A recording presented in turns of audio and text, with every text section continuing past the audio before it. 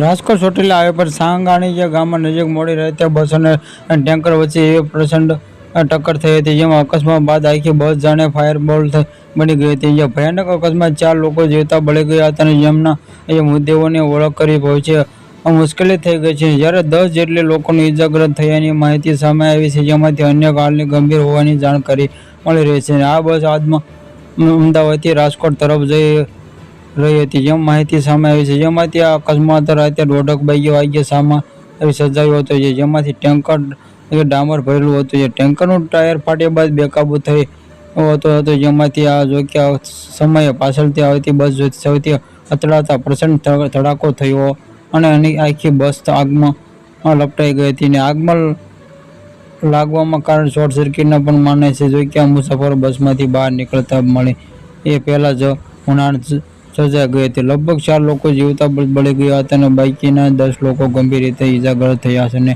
અન્ય મુસાફરો સુરક્ષિત બહાર આવવા સફળ રહ્યા હતા. ઘટના વિશે જાણતા મળતા જ પોલીસ અને ફાયર બ્રિગેડની ટીમ તરફથી દોડી આવી હતી, જેમાંથી રેસ્ક્યુની કાર્યવાહી કરીને જેમાંથી આ ઘટના હાઈવે પર સર્જાવા કારણે ટ્રાફિક જામની સ્થિતિ જોવા મળી છે. હાલમાં જ ઇજાગ્રસ્તોની સારવારમાં રાજકોટની હોસ્પિટલમાં ચાલી રહી છે. પોલીસને આ મામલે ગુનો નોંધી વધુ તપાસ હાથ ધરી છે. આગને ટેન્કરનું ટાયર ફાટતા પાછળથી આવી તે ટ્રકમાં ટેન્કર સાથે અથડાતી હતી. અથડામણ એટલી ભીષણ હતી કે બસમાં તાત્કાલિક શોર્ટ સર્કિટ થઈ ગયું હતું, જેમાંથી જોતમાં આખી ટ્રાવેલ આગની લપેટમાં આવી ગઈ હતી.